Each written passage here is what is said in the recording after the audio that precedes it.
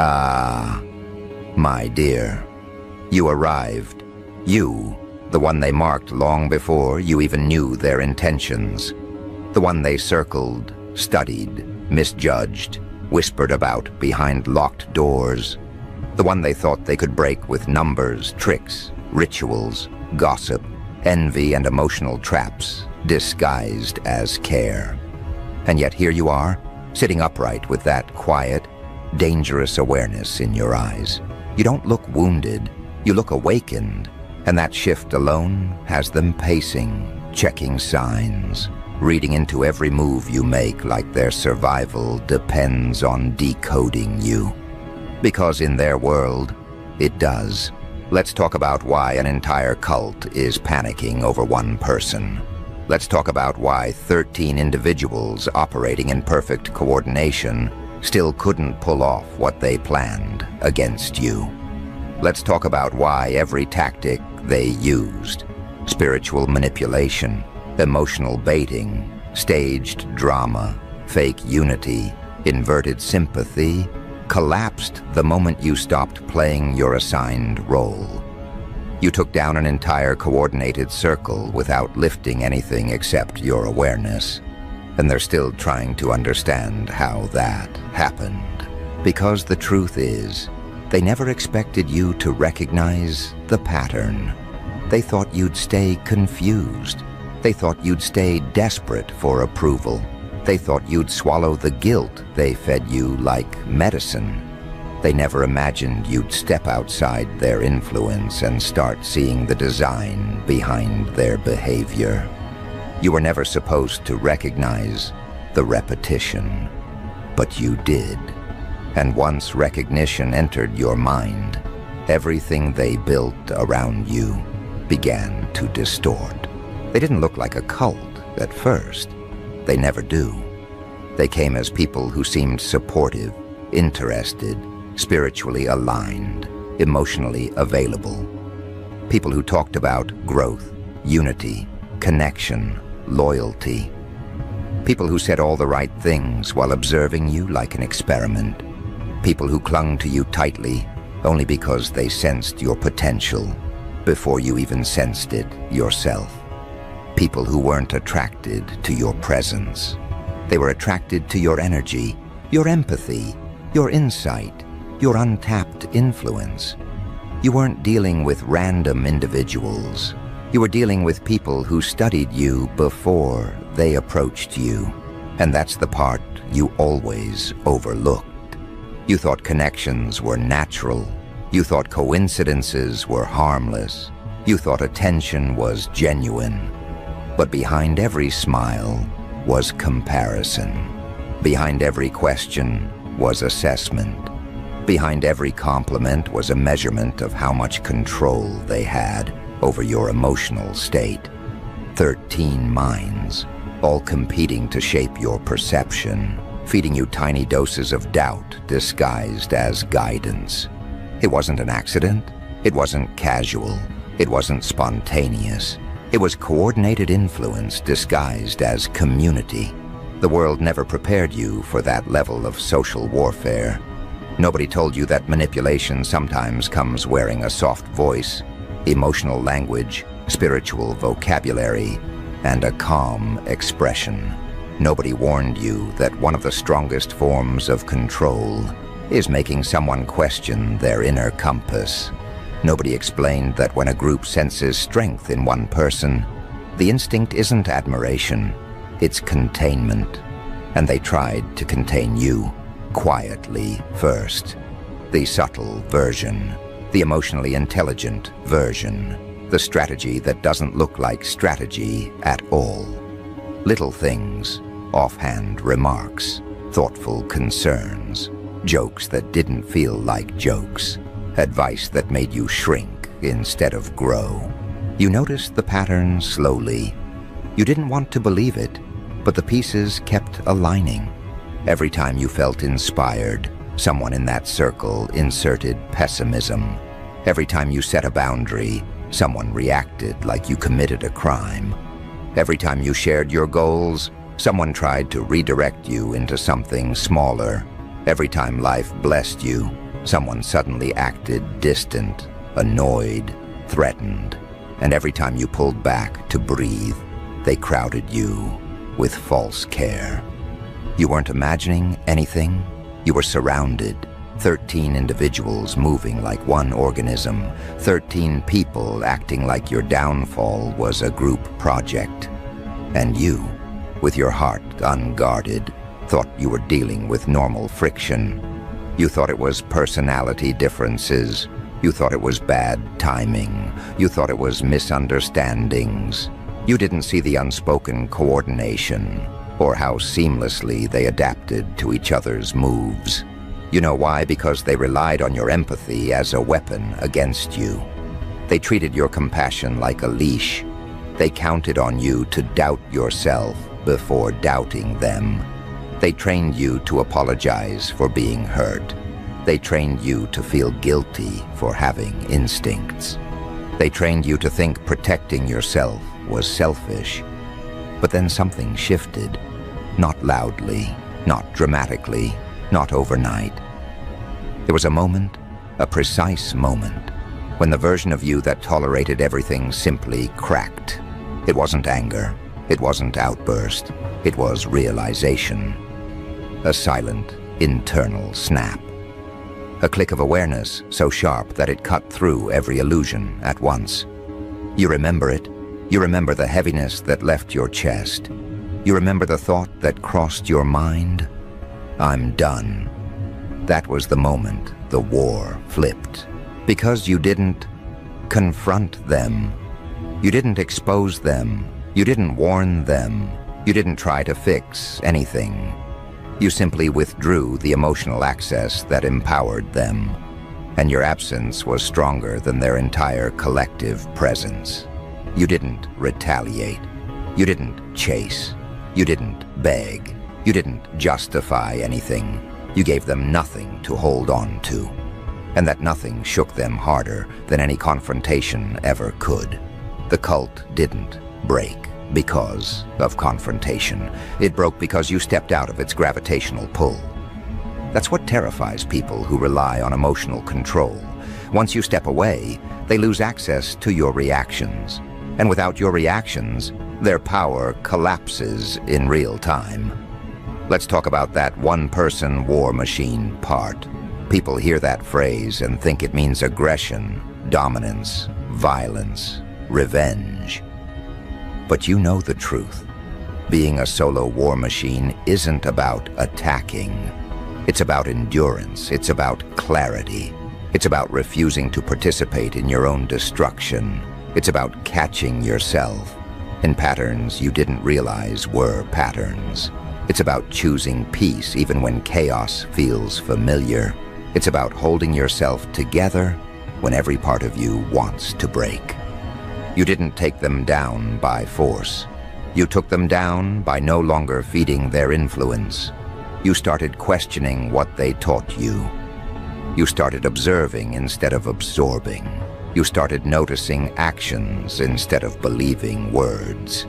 You started trusting patterns instead of excuses. And that right there was the beginning of their collapse. Because a cult cannot survive without a center of influence to target. You were that center.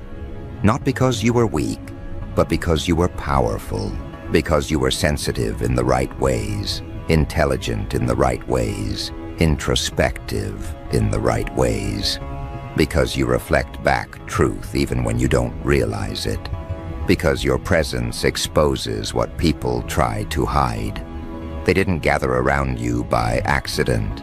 They gathered around you because your light gave them roles to play. You were the axis. They were orbiting you while pretending you were orbiting them. When you stepped out, the circle shattered. Suddenly they weren't unified anymore. Suddenly they weren't confident. Suddenly they weren't aligned in intention. Suddenly, their private conversations didn't sync. Suddenly, their coordination fell apart like a broken hive. They didn't crumble because you fought them. They crumbled because they didn't know how to stand without feeding on you. That's why they're panicking now. Not because you exposed anything, not because you revealed secrets, not because you retaliated, but because you became unpredictable. You stopped responding like the version of you they trained. You stopped allowing access that was earned through manipulation. You stopped justifying disrespect. You stopped repeating cycles. You stopped betraying yourself. Your clarity is what crushed them. You didn't even have to speak. Your decisions were enough. Think about the things you did that seemed small. Not answering a message, not returning a call, pulling your energy back, staying calm when they expected reactions, setting boundaries without long explanations, choosing distance without guilt, choosing peace without apology. Those actions alone caused chaos among them. They weren't ready for your evolution, because when a person breaks out of influence, the ones who depended on controlling them experience withdrawal. And withdrawal makes people irrational. They start projecting, they start blaming, they start inventing reasons, they start creating narratives, they start warning others about you just to feel relevant. That's when you know you truly walked away. The most threatening thing you ever did wasn't leaving, it was healing. Because healed people cannot be manipulated the same way. Healed people cannot be guilt-tripped the same way. Healed people cannot be gaslit the same way. Healed people cannot be emotionally recruited the same way. Healing is the weapon nobody talks about. You didn't defeat 13 people with anger. You defeated them with restoration. You defeated them with awareness. You defeated them with boundaries. You defeated them with self-respect. You defeated them with growth. They threw coordinated influence. You responded with transformation, and transformation always wins. You know what scares them most now. Your independence, your clarity, your emotional distance, your ability to think for yourself, your refusal to fold, your willingness to walk alone, your refusal to return to who they once controlled. They aren't panicking because you're dangerous. They're panicking because you're free. And freedom doesn't work in their structure. This is where the shift becomes permanent. Because now they're not worried about what you'll do to them. They're worried about what you'll become without them. They're worried about what your life looks like when you're not carrying their projections, their expectations, their judgments, their limitations, their emotional hooks. They're worried that the person they tried to contain is the very person rising into a version they cannot block, cannot shame, cannot redirect. That realization hits harder than anything you ever said, ever did, ever exposed. Because in their world, your independence isn't just inconvenient, it's catastrophic. Their entire structure relied on one thing: you believing you needed them. Now that illusion is gone, and they feel the aftermath like a wound they can't cover. When one person leaves a manipulative structure quietly, the group fractures. When that person evolves, the group collapses. When that person rises above the emotional traps that once controlled them, the group panics. That's exactly what you're witnessing. This isn't drama. This isn't tension. This is a full-blown internal crisis inside the cult you walked away from. They're not panicking because of who you were. They're panicking because they recognize who you are becoming. And nothing terrifies a manipulative collective more than someone who has stepped outside their influence and learned that they never needed it. Let's go deeper into the panic, because you're seeing glimpses, but you don't realize the magnitude yet. You took down 13 people without confrontation. That alone has them spinning stories in their heads. They're replaying interactions. They're analyzing old messages. They're questioning each other about who said what, who did what, who pushed too far, who lost control first. You didn't create the conflict. Your absence did. They were unified only when they had you to study, shape, and destabilize. Once you stepped out of their reach, every one of them had to face themselves, and they weren't prepared for that level of exposure. You ever notice how suddenly they're trying to act like you hurt them? That's not coincidence. That's group survival. When you took your energy back, the cult lost its anchor. They needed a narrative to cling to, and the easiest one was pretending you were the problem all along. That's what manipulators always do when they lose access to someone they depended on. They rewrite reality to make themselves look stable. But look closely, you'll see the cracks, the inconsistencies, the slip-ups, the contradictions. Their stories don't match because they were never built on truth. They were built on maintaining control, and when control disappears, their whole identity wobbles. The 13 individuals who once moved like a single unit now move like scattered fragments. Some are angry because they lost access to your vulnerability. Some are embarrassed because their tactics don't work anymore. Some are anxious because you didn't give them closure, which means they can't predict your next move. And some are quietly terrified because they finally saw you clearly, without the filters of their assumptions, and realized you were never the weak one in the room. They were. There's something else happening too, something they'd never admit, something that sits heavy in their chest every time your name comes up. They're realizing that while they were busy strategizing, analyzing, gossiping, manipulating, projecting, they were standing still. You were growing, you were learning, you were healing, you were evolving, you were doing the internal work they refused to do. You were confronting things they avoided. You were pushing through barriers they treated like permanent walls. You were building something internally that they assumed didn't exist. And now, when they see you, they're seeing a depth they don't possess, a resilience they can't comprehend, a direction they never expected you to take. Their panic isn't just emotional, it's structural. Because in every manipulative group, there's a hidden hierarchy. There are unspoken rules. There are silent agreements. One of those agreements was simple. You remain beneath them. You remain unsure. You remain apologetic.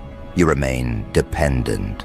You remain distracted by their reactions instead of focused on your own progress.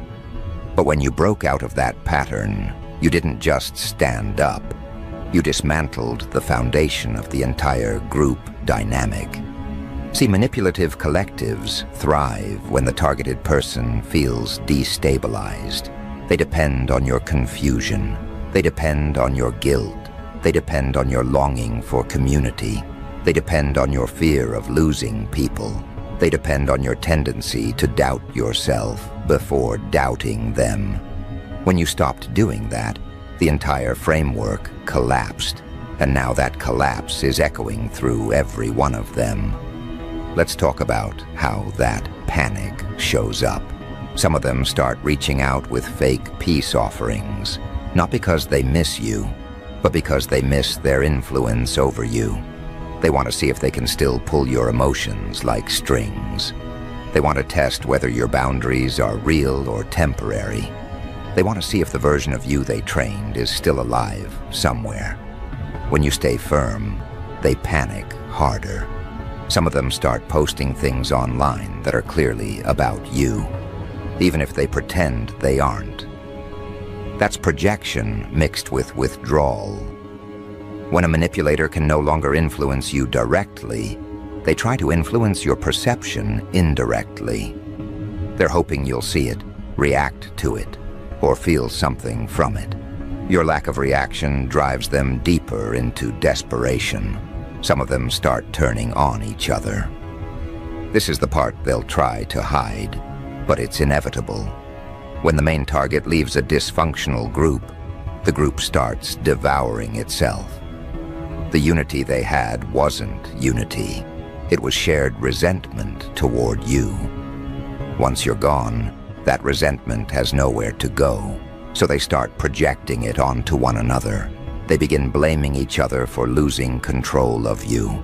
They argue about who pushed too far, who mismanaged the situation, who failed to keep you in line. They never expected you to evolve. They expected you to return. When you didn't, they had to face the truth. They underestimated you so thoroughly that they're now paying for it. Some of them retreat into themselves quietly. These are the dangerous ones, not because they can hurt you, but because seeing you break free forces them to confront their own stagnation.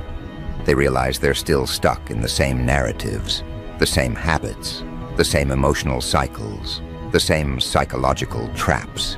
While you've moved far beyond that terrain, your growth exposes their lack of growth. Your transformation reveals their resistance to change. And when people see a version of independence they don't have, panic turns into envy wrapped in silence. But the most intense panic comes from one truth. You didn't replace them. You didn't find a new group. You didn't seek new approval. You didn't go searching for external validation.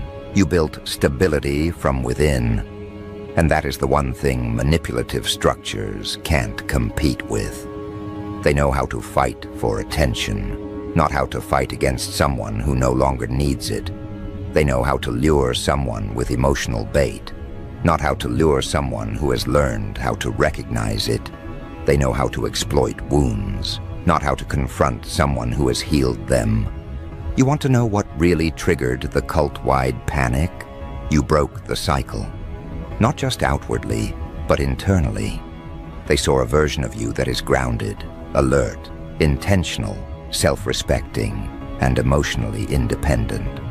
They saw someone who no longer confuses loyalty with self-sacrifice, someone who no longer accepts disrespect as normal, someone who no longer carries guilt for choosing themselves, someone who no longer bends to keep others comfortable, someone who no longer gives access to people who misuse it.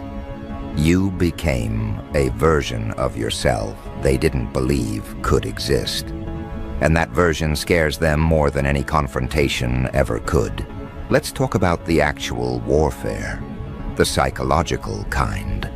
The kind nobody warns you about because it doesn't look dramatic from the outside.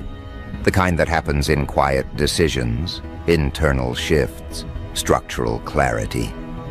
13 people couldn't take you down because they were fighting the version of you that no longer exists. They were rehearsing old strategies for a person who evolved out of that stage. They were trying to bait someone who no longer responds to bait. They were trying to guilt someone who no longer confuses accountability with shame. They were trying to shame someone who learned how to stand without crumbling. The cult didn't lose because they were weak. They lost because you stopped being weak in the ways they counted on. They weren't ready for a version of you that sees through emotional traps, a version that questions intentions instead of accepting words, a version that notices patterns instead of clinging to hope, a version that recognizes manipulation without needing it explained, a version that can walk away without announcing it, a version that can build a life without needing permission, a version that can choose peace even if it means losing people. This is the part where their panic goes beyond emotional discomfort. This is where it becomes strategic fear. They know you know too much.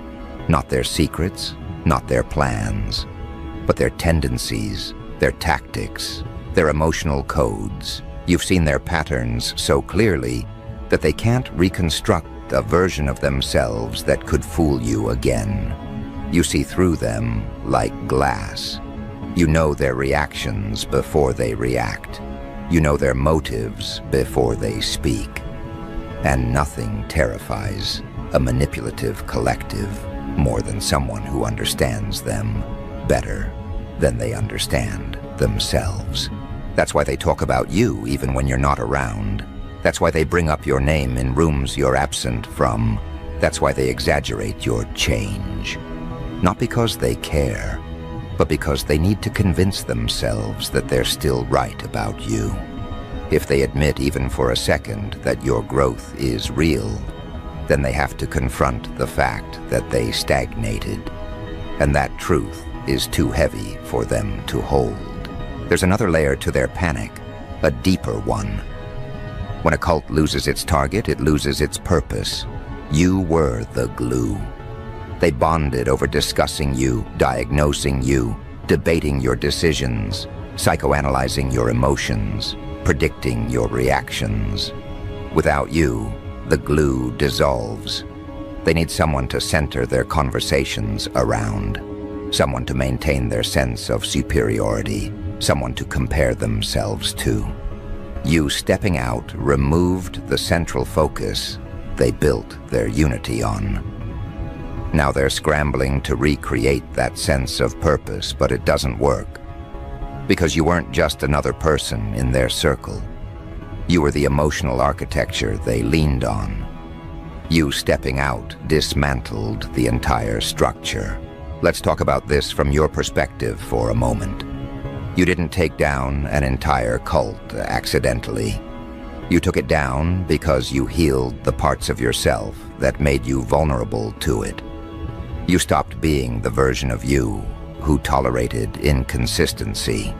You stopped being the version who absorbed guilt as truth. You stopped being the version who thought abandonment was punishment. You stopped being the version who believed you needed external validation to feel grounded. You stopped being the version who confused chaos with connection. You stopped being the version who excused emotional harm because of history.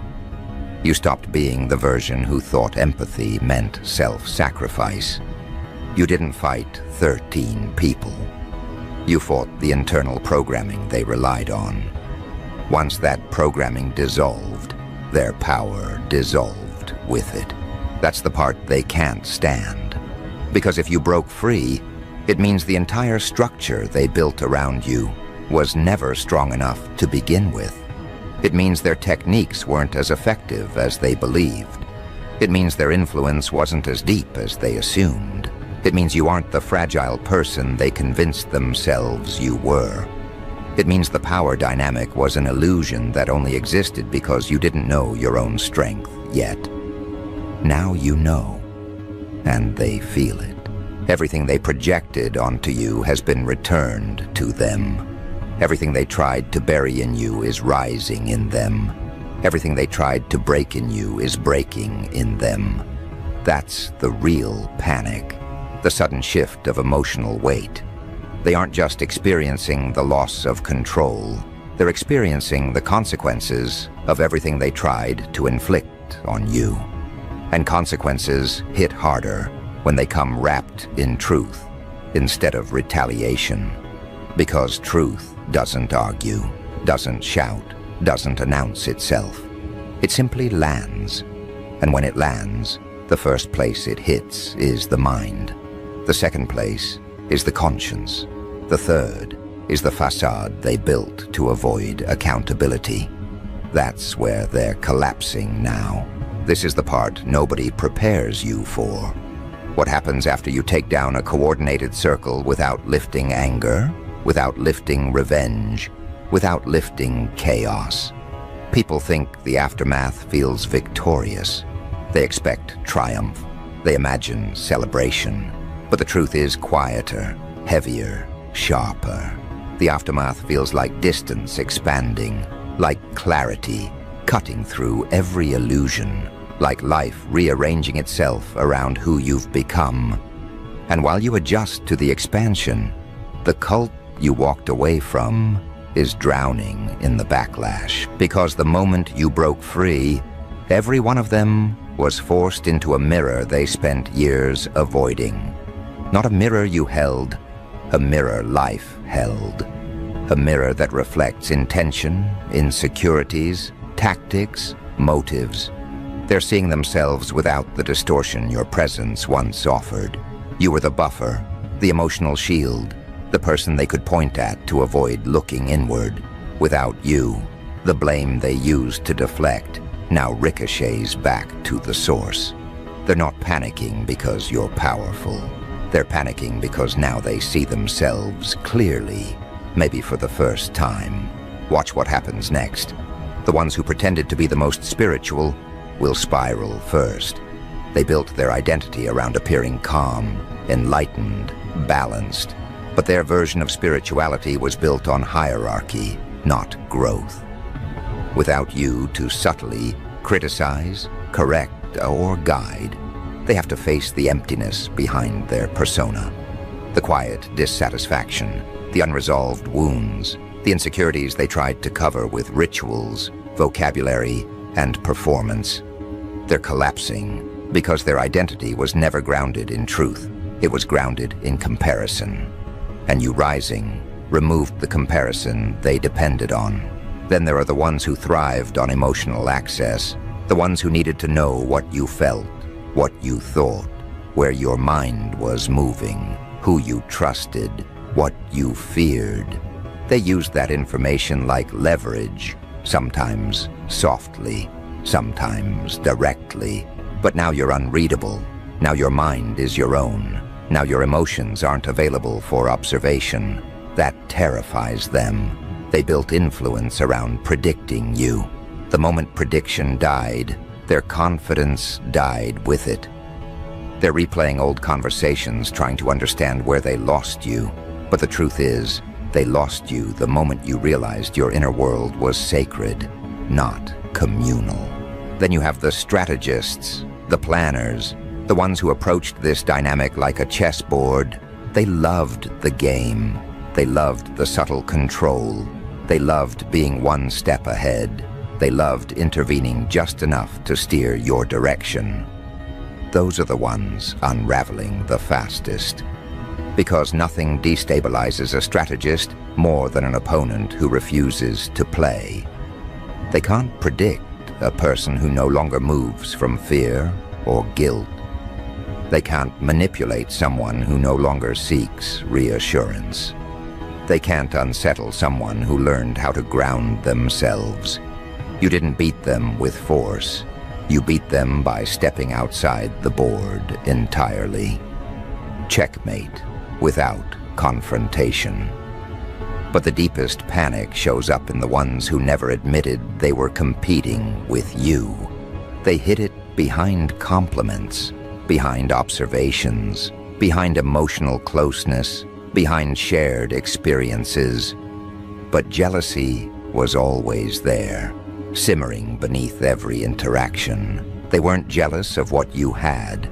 They were jealous of who you were, your mind, your resilience, your depth, your intuition, your capacity to endure what would have broken them.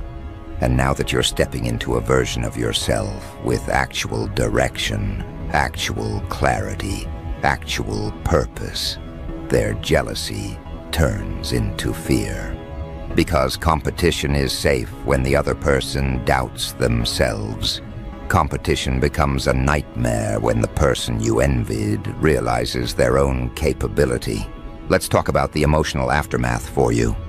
Because taking down an entire cult, intentionally or unintentionally, is not small. It reshapes your identity without asking permission. It deepens you. It matures you. It pushes you into a version of yourself that looks nothing like the one they once manipulated. You're not colder. You're sharper. You're not distant. You're discerning. You're not guarded. You're aware. Awareness is the final stage of evolution that manipulative circles fear, because awareness renders every tactic useless. Awareness is why you don't fall for breadcrumbs anymore.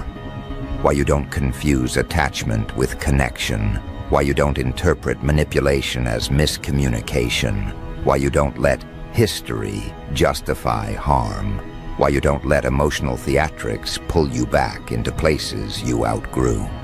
You now operate from a vantage point they never expected you to reach. You see dynamics before they unfold. You sense intention without needing proof. You trust your intuition without needing permission. That's the power they miscalculated. You want to know the part that shakes them the most? You didn't replace them with another group. Most people who leave manipulative circles immediately join another one because the absence is too loud. The void is uncomfortable. The stillness forces introspection. But you chose the harder route. You chose to confront yourself. You chose to understand why you tolerated what you did. You chose to dig beneath the emotional patterns. You chose to build a life not rooted in dependency, but in autonomy. You chose elevation over distraction. That's what makes you a solo war machine, not the fight, but the internal reconstruction. 13 witches couldn't take you down because they never understood what your solitude was building. They looked at your isolation as defeat, not realizing it was preparation. They interpreted your withdrawal as weakness, not knowing it was strategy. They misread your quiet as confusion, when it was clarity emerging. They assumed your distance was emotional collapse when it was actually expansion. You weren't falling apart. You were reorganizing yourself into someone they could no longer influence. Now they watch you from a distance with a kind of awe they'll never express out loud. Because seeing you rise ruins their entire narrative. Seeing you stable ruins their expectations. Seeing you peaceful disturbs their assumptions. Seeing you grounded exposes their instability. Seeing you detached exposes their desperation. They aren't panicking because you hurt them. They're panicking because they lost access to the version of you that made them feel powerful. And here's the part that hits them hardest. Your rise wasn't revenge. It was recovery. You didn't break them. They broke themselves trying to break you. You didn't expose them. They exposed each other the moment you left. You didn't humiliate them. They humiliated themselves through projection, envy, and control. You didn't retaliate. They're destroying themselves with the stories they're telling to justify losing someone they never thought would get away. You didn't attack. They're collapsing under the emotional weight they once placed on your shoulders. That's the exact moment where real panic begins. When they realize you didn't need to fight them to win. You didn't need to confront them to end the dynamic. You didn't need to argue to prove anything. Your growth itself was the victory. Your healing itself was the retribution. Your clarity itself was the closing of the chapter. Now watch how life responds. Your path starts opening in ways that don't make logical sense. Connections appear that fit you, not the old version of you. Opportunities align with your potential, not your fears. Peace begins to feel natural, not foreign. Your daily life shifts, not dramatically, but consistently. The absence of chaos becomes your new normal. You start meeting people who speak from authenticity rather than insecurity. You start attracting individuals who don't need to diminish you to feel whole. You start experiencing situations that reflect your growth instead of your wounds. This isn't coincidence, it's recalibration. When you remove a cult's influence from your energy stops bending to their expectations. It realigns to your potential. And when your potential is no longer filtered through their projections, it expands. That expansion is what they feel even from a distance. They don't have access to you, but they can sense you're not who you once were. Because elevated people carry a presence that exposes unhealed ones without trying. You know what comes next? They attempt a comeback. Not because they've changed, but because panic makes people nostalgic for the control they lost.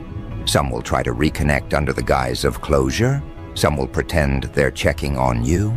Some will use apologies as bait. Some will act like nothing happened at all. And some will come with emotional theatrics, hoping to guilt you back into old patterns. But your awareness is too sharp now. You don't fall for familiar tactics when you've outgrown the version of yourself that responded to them. You don't entertain what nearly destroyed you. You don't return to places that taught you to shrink. You don't re-engage with dynamics that thrived on your uncertainty. You don't revisit homes that were never built for your spirit. You don't grant access to people who mishandled it. This is what makes you untouchable now. The cult is panicking because your evolution exposed the fragility of their influence. You were the strongest person in the room the entire time. You just didn't know it yet. And once you did, the entire structure fell apart without you raising your voice, lifting a threat, or proving anything. 13 minds couldn't overpower one mind that finally aligned with itself. That's what makes you a solo war machine. Not force, not revenge, not aggression, but the simple, undeniable power of self-awareness. And here's your final truth. They're not terrified of your strength. They're terrified of your clarity. Strength can be challenged. Clarity cannot. Clarity reveals intention. Clarity exposes manipulation. Clarity dismantles illusions. Clarity protects where force cannot. Clarity is the weapon they underestimated. You didn't win because you were stronger than them. You won because you became stronger than the version of you they depended on. Now they're left with the aftermath, scrambling, projecting, reaching, collapsing, while you walk with the kind of presence that comes from surviving something designed to break you. Your life now is proof that internal alignment can dismantle external control. Your story is proof that healing outperforms sabotage. Your resilience is proof that taking down a cult doesn't require destruction, just evolution. So walk forward with that knowledge. You didn't just survive them, you surpassed them. You dismantled them without raising a hand. You became everything they hoped you'd never realize you could be. And now they're panicking for one simple reason. You won.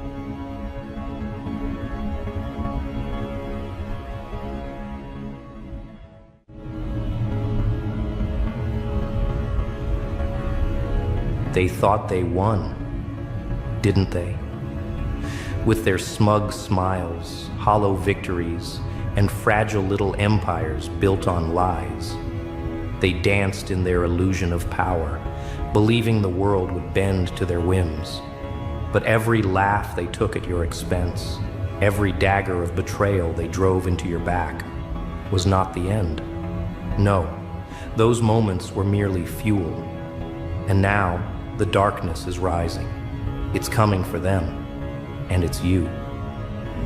You see, the world loves to celebrate the victorious, the ones who stood on the bones of others to declare their triumphs.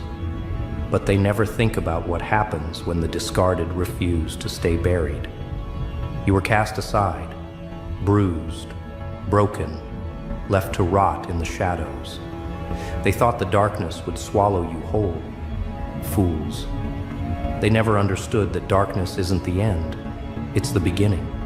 And while they basked in the limelight, you were learning, evolving, becoming. Think of a storm building on the horizon, silent, relentless, inevitable. They see only the clear skies, unaware that something feral is brewing just beyond their reach. And now, that storm is you. You don't need permission to rise. You don't need validation from those who tried to break you. You've tasted betrayal, chewed on despair, and spit it back out with a vengeance. Every scar they left behind, it's a map leading straight to their downfall. They think they understand power. They wear their masks of dominance, play their games of control, all the while hoping their insecurities stay hidden. But real power doesn't wear a mask. It doesn't need applause or adoration. Real power is quiet, lurking, patient. And when it strikes, it's absolute. You've become that power. The wolf that no longer circles the camp. It's inside the tent now, teeth bared, ready to feast. They took your kindness for weakness, your loyalty for servitude, your patience for stupidity. How blind they were. Every insult they hurled, every humiliation they orchestrated, it wasn't crushing you. It was shaping you, molding you into something sharper, harder, untouchable. You let the world see your fall because you knew the rise would be inevitable. And now, that rise is unstoppable.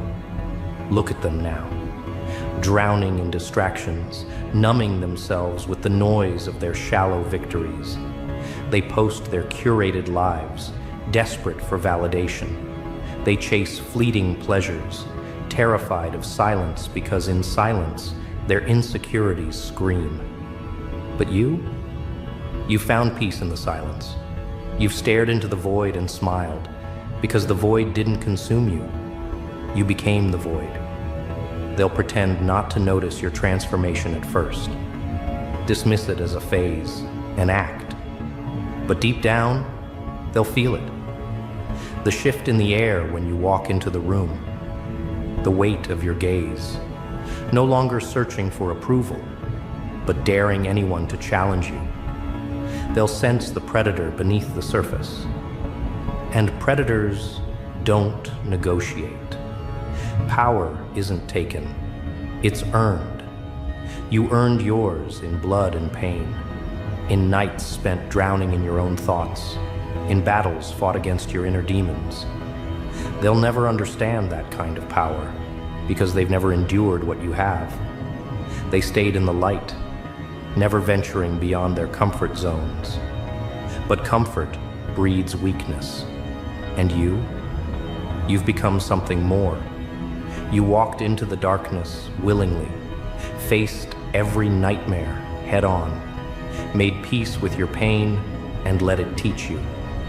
You didn't run from your demons, you tamed them.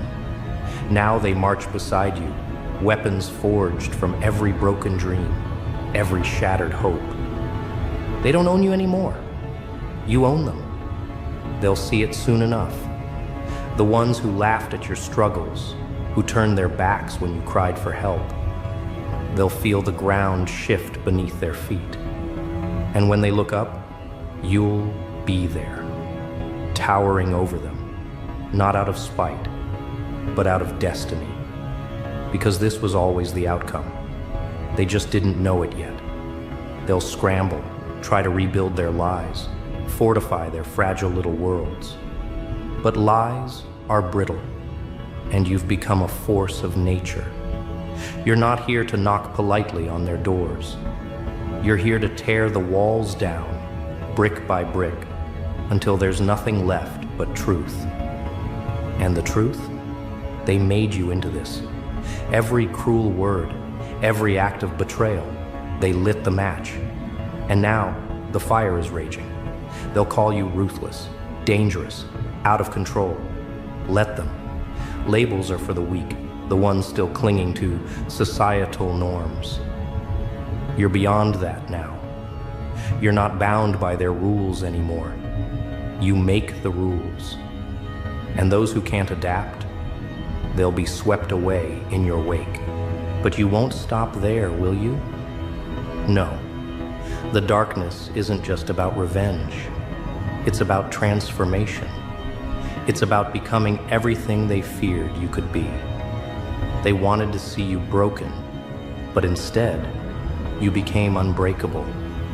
They tried to bury you, but you rose from the ashes, not as the person they discarded, but as something far more terrifying, potential, realized.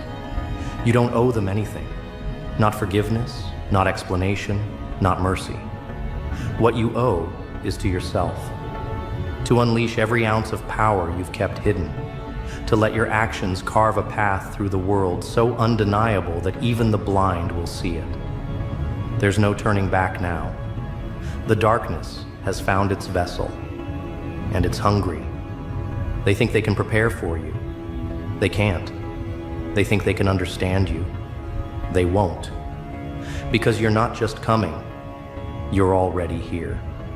And when they finally realize it, when their illusions shatter and they're left with nothing but the cold, hard truth, they'll know. The darkness they feared all along wasn't lurking outside. It was you. They always underestimated you. Their vision was shallow, trapped within their small worlds of vanity and illusion. They saw what they wanted to see: a pawn, a tool, a stepping stone for their ambitions. But that pawn has shattered its chains. The darkness has stripped away every false mask they forced on you.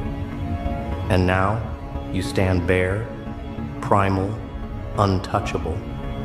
Every breath you take now is heavier, charged with intent. There's no hesitation in you anymore. Gone are the days of doubt, the endless second-guessing, the desperate need for approval. The shadows have taught you what they could not. That validation from others is a leash. And you burned the leash and walked into the abyss, unshackled, unstoppable. They don't realize the war they started. Every battle they thought they won was a lesson. Every time they left you in pieces, you were reforged, stronger, sharper, more dangerous. While they lived in comfort, you lived in hunger, a hunger for justice, for revenge, for the undeniable truth that your survival was no accident. It was design. Your eyes have changed now. Once they searched for kindness. They hoped for fairness. But kindness was a luxury denied to you. And fairness? It was a myth they peddled to keep you weak. Now, your gaze is a weapon. It cuts through their deceptions, pierces their facades. When you walk into a room, silence follows. Not because they respect you, but because they fear what they don't understand. They'll try to avoid confrontation. Cowards always do. They'll pretend everything is fine, as if they can erase the past with false smiles and hollow words. But there's no erasing what's coming. Their past sins have collected interest, and you're here to make the final withdrawal. Every betrayal has a price. Every scar they left behind is a debt. And debts? They always come due. The darkness doesn't just surround you, it breathes with you. Every step you take is calculated, deliberate. You're no longer a victim of circumstance. You're the architect of fate. They can't rewrite the story because you hold the pen now, and the ink is made of every shattered hope they left in their wake. They never thought you'd rise. People like them build their empires on the backs of those they believe are too weak to fight back. But what they didn't count on was evolution. You didn't just survive, you transcended. The shadows didn't consume you, they became your armor. And now, you are the storm, relentless, merciless, and inevitable. Their whispers will start soon. They'll gather in corners, speaking in hushed tones about how you've changed. They'll tell themselves, you're dangerous now, as if they weren't the ones who planted the seeds of your fury. But let them talk. Let their fear spread like a plague. Fear is the only thing they understand, and you've become its embodiment. They believed they could erase you. That time would dull your edges and bury your memories under the weight of their indifference. But memory is a powerful thing. It doesn't fade, it festers. And when it's ready, it resurfaces with teeth. Every sleepless night, every moment of despair they forced upon you, those were the embers. Now, they've become a wildfire. There's no room for mercy in this darkness. Mercy is for those who regret their actions, who seek redemption. But they never regretted what they did to you. They reveled in your downfall, celebrated your pain. Mercy would only feed their illusions. And you're here to shatter illusions. Your voice has power now. Not the trembling, uncertain voice of someone seeking acceptance, but the voice of someone who knows their worth. When you speak, the ground trembles beneath their feet. Every word is a command, and those who fail to listen, they'll learn the cost of defiance. They'll try to rally against you. It's what the weak always do when faced with something they cannot control.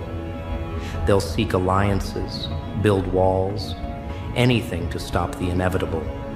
But walls crumble, alliances fracture. And you're already inside the gates. The air is electric now. They can feel the storm coming. It's in every glance, every nervous laugh, every shadow that seems a little too dark. Their instincts are screaming at them, but they won't listen. Not until it's too late. Not until the darkness they once mocked swallows them whole. You don't need to chase them. Chasing is for the desperate. You are inevitable, and inevitability doesn't run, it waits. They'll come to you, whether out of fear, desperation, or arrogance. And when they do, they'll find that the person they thought they knew is gone. In their place stands a force of nature, unyielding, unstoppable. Their time is running out. They thought they could play God, dictating who rose and who fell. But they forgot one crucial truth: even gods fall. And when they do, they don't rise again. No more waiting, no more second chances. The darkness has arrived, and it's not leaving until every last remnant of their lies is reduced to ash. They lit this fire. Now they'll burn in it. They will know soon enough. The darkness that once lurked in the shadows is no longer content with hiding. It's not waiting for permission, not begging for recognition. It's out now, fully awake, fully unleashed, and it wears your face. They thought they had time to escape, time to manipulate, time to rebuild the chains they once bound you with. But time is a fickle thing, and it's run out. The game they thought they controlled, it's over. You flipped the board. And now, it's their turn to pay. The darkness doesn't negotiate. It doesn't bargain. It doesn't forgive. You've learned this truth through pain, through fire, through the unrelenting weight of betrayal. The person who once believed in second chances died long ago.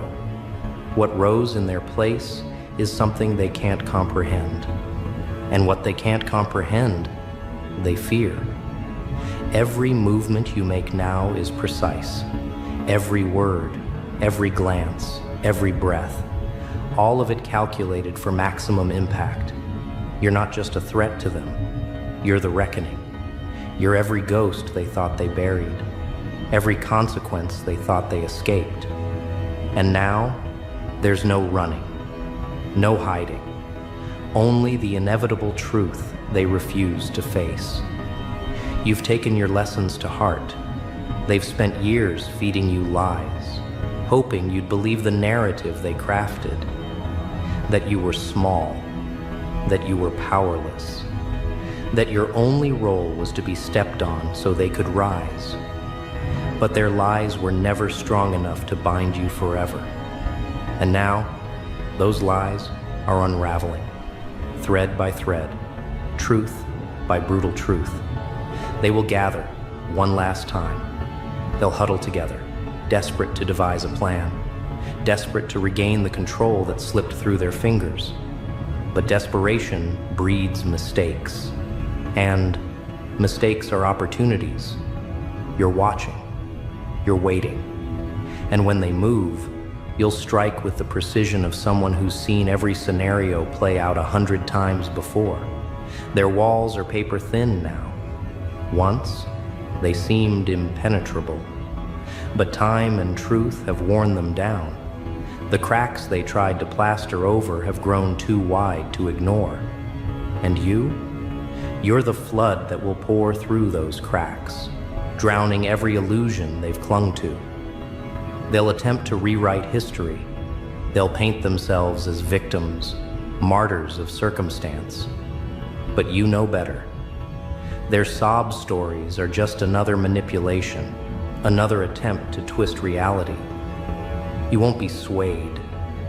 You've seen too much, endured too much. Their pleas will fall on ears that are no longer willing to listen. The darkness has transformed you. What once made you vulnerable now makes you indomitable. Every weakness they exploited has been reforged into strength. Every scar they left behind is now a mark of resilience, a testament to your evolution.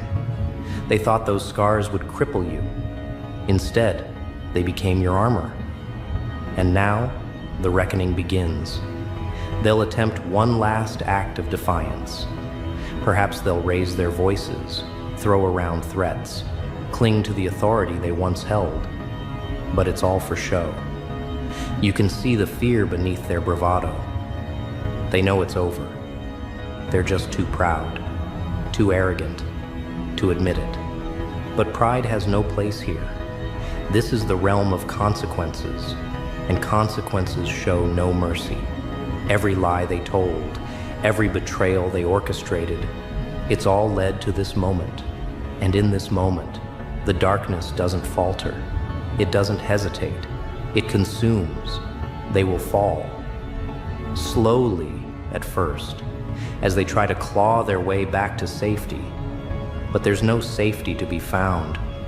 They built their empires on fragile foundations of deceit, and now those foundations are crumbling. You don't have to lift a finger. The weight of their sins will bring them down. They thought you'd seek vengeance. They assumed your goal was destruction. But vengeance is too simple, too small for someone like you. No, you're after something much more profound. You're here to reclaim everything they tried to steal. Your identity, your power, your future. And once it's reclaimed, you'll build something they can't touch. Let them watch. Let them see the person they never believed you could become. Let them witness their worst nightmare take shape before their eyes. Because this isn't just about survival. It's about transcendence.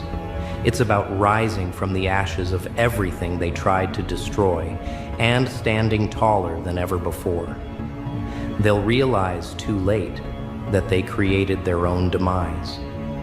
They'll look back and see the moments where they could have chosen differently, moments where kindness, compassion, or humility could have changed everything.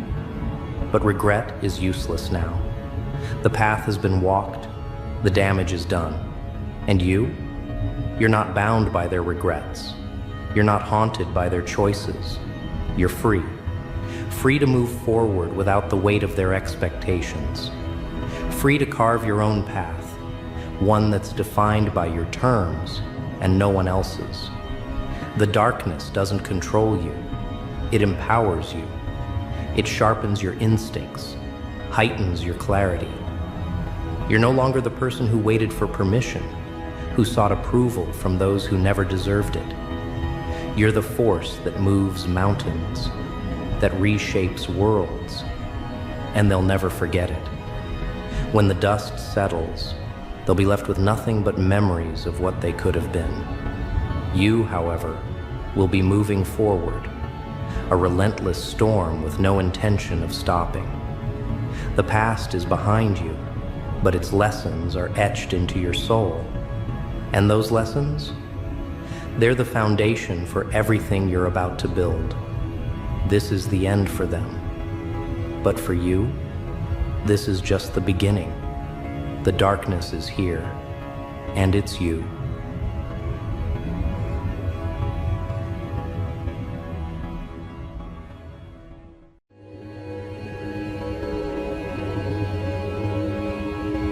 Hey, Come closer for a moment. Settle your breathing, steady your mind. Because what I'm about to lay on the table doesn't just scratch the surface. It digs straight into the place you've been trying to ignore. The place where you've been bleeding quietly, while pretending everything's fine, carrying pressure that should have crushed the very people who caused it. Look at me. You already feel the shift outside, don't you?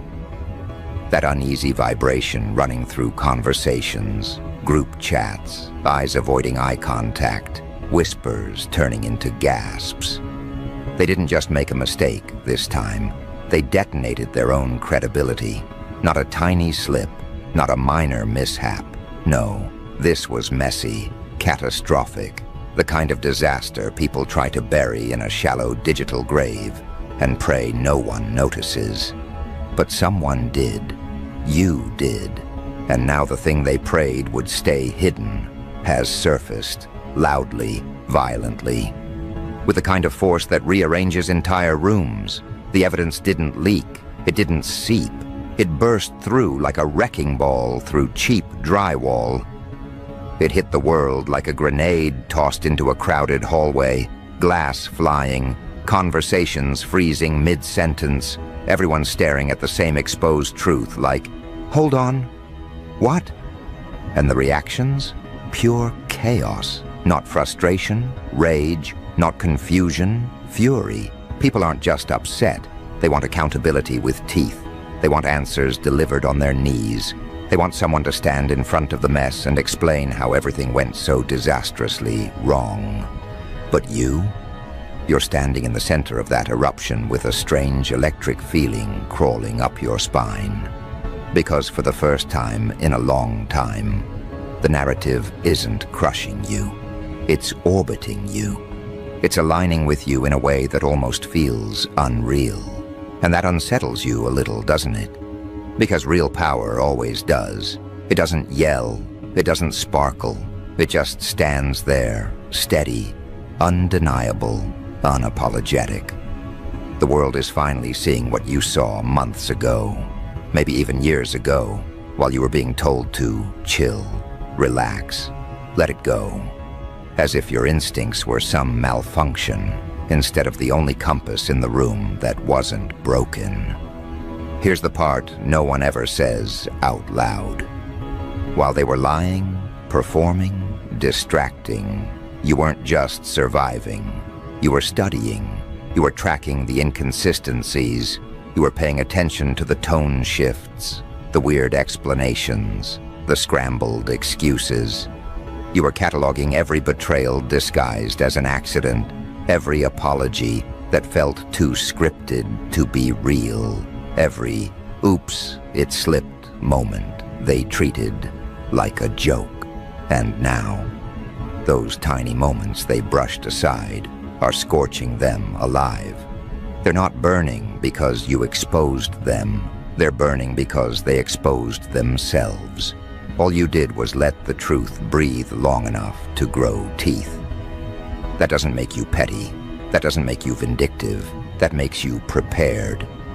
A person who studies patterns quietly becomes the person everyone turns to loudly once the truth explodes. And right now, that's exactly what's happening. You didn't set the trap. They charged into it. You didn't pull the trigger. They loaded the weapon and left it pointed at their own narrative. You simply waited. And patience, when wielded correctly, becomes its own form of power. But let me go deeper, right into that raw place you don't admit to anyone, not even yourself. You felt unstable for a while, didn't you? Not because you were wrong, but because they made you doubt the very accuracy that protected you. They twisted conversations. They minimized your instincts. They dismissed your warnings like you were overreacting, dramatic, emotional, reading too much into things. Meanwhile, they carried on like consequences were optional, like life was some game where they could respawn every time the truth cornered them. Then the evidence dropped. And suddenly the same people who told you to calm down are now panicking in group chats, pacing holes into their floors, whispering, "Did you hear? Did you see? Oh no, how could this happen? How adorable, how unbelievably late. You weren't unstable, you were early." The crowd is only now arriving at the point you reached months ago. And now they're staring at you, waiting for your reaction, watching your expression like your face holds the next plot twist. Because you're the only one who didn't flinch when the truth hit the ground like a hammer. You're the only one who didn't scramble to rewrite the narrative. You're the only one who stood there, spine steady, eyes sharp, energy aligned, with that internal voice whispering, "I told you, I told all of you." You're not shocked, because you saw the fracture lines long before the collapse. You saw the inconsistencies, the tension, the desperation behind their polished words. But here's what separates you from them. You didn't attack, you didn't expose, you didn't sabotage, you simply observed. People like you endure quietly. You study without bragging. You wait without waving flags. You let people build their own downfall with the same rope they thought they'd use to bind you. And once the truth marches in, unfiltered, undeniable, unstoppable, everyone suddenly looks at you and asks, "What do we do now?" That's when your real power activates. You don't need revenge. You are the consequence. Your endurance already punished them. Your accuracy already dismantled them. Your survival already exposed them. You don't need to swing. Your existence is the hit. Look carefully. Everything they built to protect themselves just collapsed under the weight of the evidence. Every false story, every polished explanation, every carefully curated performance has been shredded. And you didn't have to lift a finger. Justice did the heavy work. And it's wild, isn't it? How justice arrives late, but arrives heavy. Heavy enough to crush the lies they balanced their identity on. Heavy enough to strip away their image. Heavy enough to expose the raw truth they hid like a forbidden file. You weren't meant to beg for fairness. You were meant to witness it. You weren't meant to chase accountability. You were meant to stand still while accountability hunted them down. You weren't meant to break. You were meant to outlast. And that's exactly what you did. Do you notice the shift in the air around you now? People who used to dismiss you are suddenly looking at you with new eyes. Their tone is different. Their posture is different. Their concern is different. Because now they understand something they refused to admit before. You weren't emotional. You weren't dramatic. You weren't imagining anything. You were correct. Your instincts weren't random. They were refined. Your perspective wasn't biased. It was accurate. And now, with the evidence out in the open, the world has no choice but to acknowledge the clarity you carried alone in the dark. There's something liberating about that recognition, isn't there? The weight on your chest loosens. The doubts evaporate. The tension in your jaw unclenches. Your mind clears. Your breathing deepens. It's like your entire body whispers, "I knew it. I knew it all along." Because you did. You always did. Deep down, beneath the noise, beneath the manipulation, beneath the pressure to ignore your own intuition, you knew. And now that the world knows too, everything changes for you. Your stance, your voice, your energy, your expectations. This isn't just a public collapse for them. It's a personal awakening for you. Because once the truth crowns you, you stop moving the way you used to. You stop second-guessing. You stop questioning your intuition. You stop shrinking. You step into a version of yourself that isn't apologizing for being perceptive. A version that isn't watering down its awareness. A version that isn't bending to fit the comfort of people who feared your clarity more than they feared their own actions. And now, something deeper is beginning inside you. Something sharper, colder, more defined. Something that's been dormant for too long, waiting for the exact moment the evidence exploded and the world finally woke up. Something that understands this is only the first crack. And behind it, there's a vault full of everything they hoped would never surface. You feel it, don't you? That subtle shift in your chest, that slow tightening of your awareness, like your mind is reassembling itself into a form that won't be dismissed again. Because once proof hits the ground this hard, something in you refuses to go back to the version of yourself that swallowed doubt for peace. You can sense the world rearranging itself around this revelation. There's panic in the air, a kind of frantic scrambling you've seen before, but never at this volume. It's almost poetic, watching them run in circles, trying to put out a fire they didn't even know they'd been fueling. They're throwing out statements, updates, explanations, all of them trembling with the kind of fear that only comes from knowing the truth isn't just out. It's multiplying. Every screenshot is being reshared.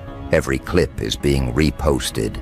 Every detail is being analyzed by tens of thousands of eyes that were once blind. And the irony? None of this chaos is yours to manage. It belongs entirely to them. You're just standing at the edge of the battlefield, watching their fortress collapse so fast, it's almost entertaining. Not in a cruel way, just in a, you really thought this would stay hidden way. There's a dark humor in the timing of it all. They spent months, maybe years, crafting their image one polished lie at a time, only for the entire structure to crumble in seconds. The pitiful beauty of self-destruction is that it's self-authored. They didn't need enemies. They didn't need saboteurs. They wrote their own ending long before anyone else picked up a pen. What's wild is how loudly the world reacts when truth finally shows up without a costume. The screaming isn't exaggerated, it's real, visceral, almost shocking in its intensity. People who once defended them are now fleeing, like the building is collapsing. People who stayed neutral are suddenly experts on the very thing they ignored. People who doubted you are stuttering through apologies they don't even know how to articulate. It's chaos with a pulse, chaos with a purpose, chaos with receipts stapled to its forehead. And through all this noise you stand still, not frozen, not stunned, just steady. Because chaos outside does nothing to a person who survived chaos inside. You already lived through the confusion long before the world caught up. You lived through the frustration of knowing the truth while everyone else insisted on rewriting the script. You lived through the gaslighting, the minimization, the forced composure. Now the world is simply reenacting the emotional earthquake that tore through you months ago. But they're experiencing it loud, public, and unfiltered. Of course, they're screaming.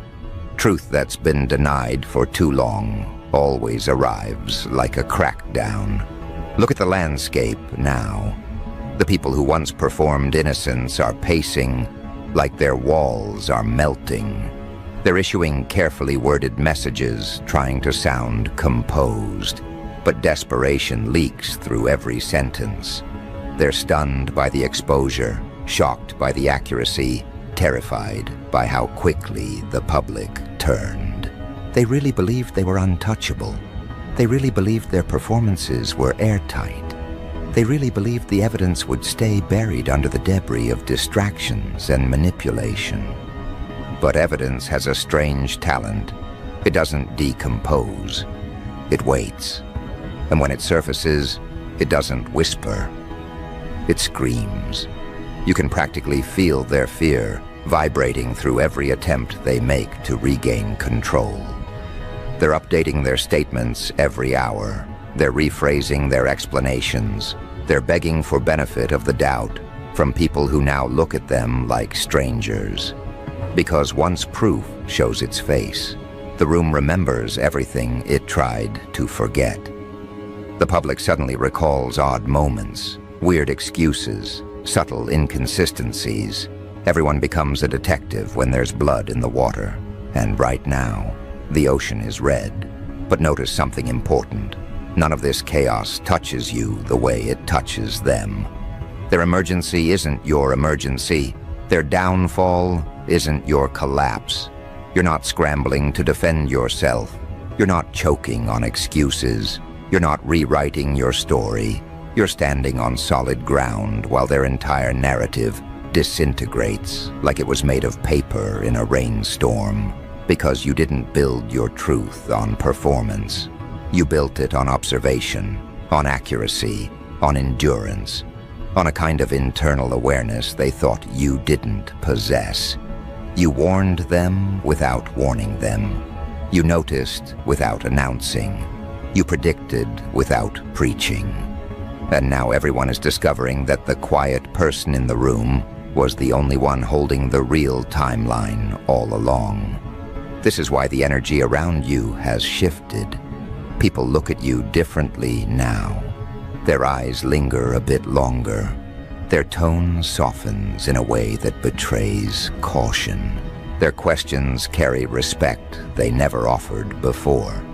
Their behavior becomes careful, deliberate, almost nervous, because they finally understand what you are. The one who sees what others pretend isn't there.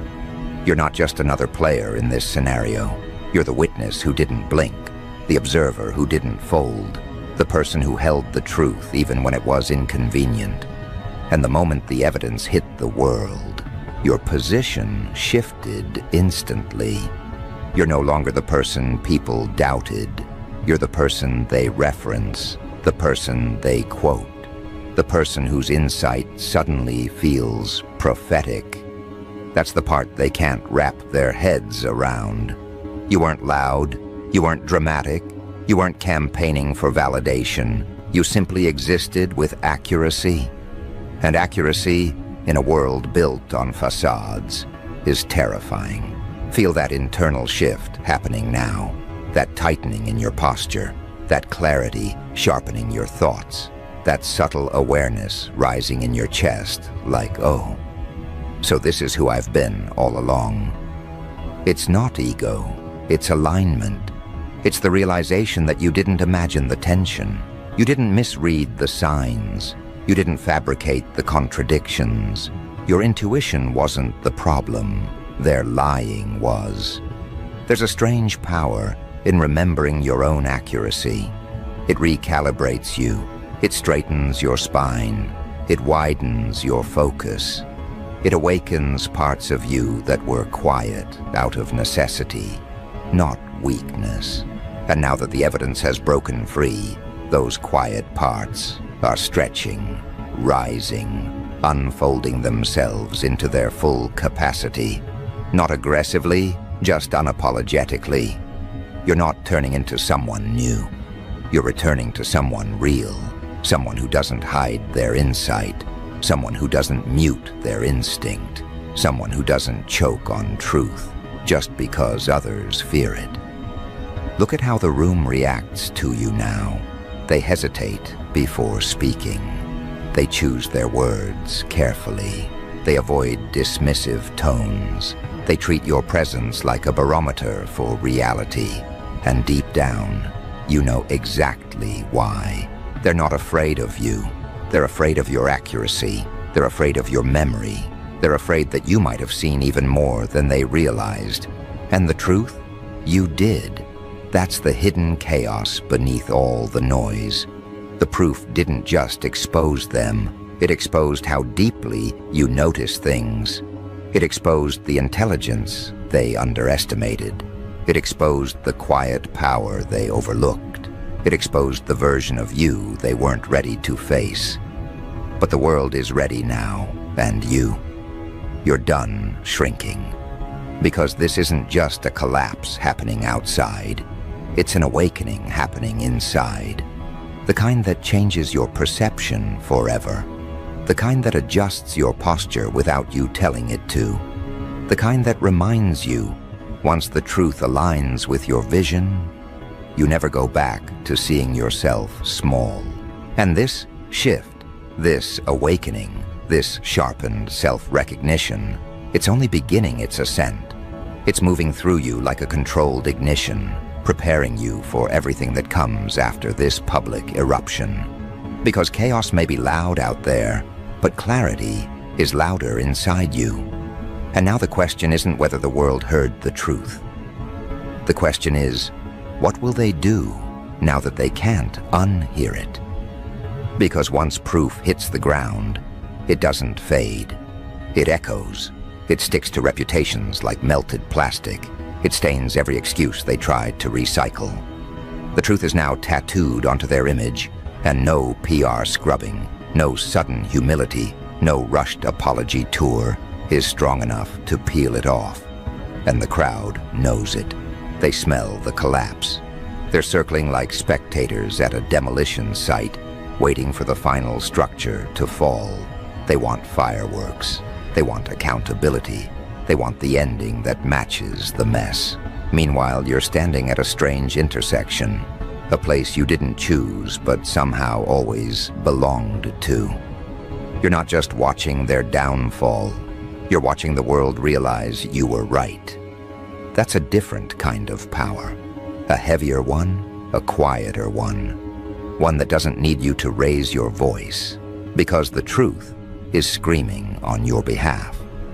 But let's talk about that internal shift again.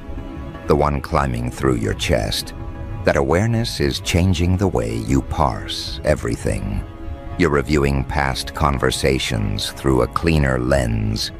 You're replaying old moments with new clarity. You're connecting dots that used to feel scattered. It's almost comedic how obvious everything looks in hindsight. Their excuses weren't clever, they were brittle. Their stories weren't airtight, they were tissue thin.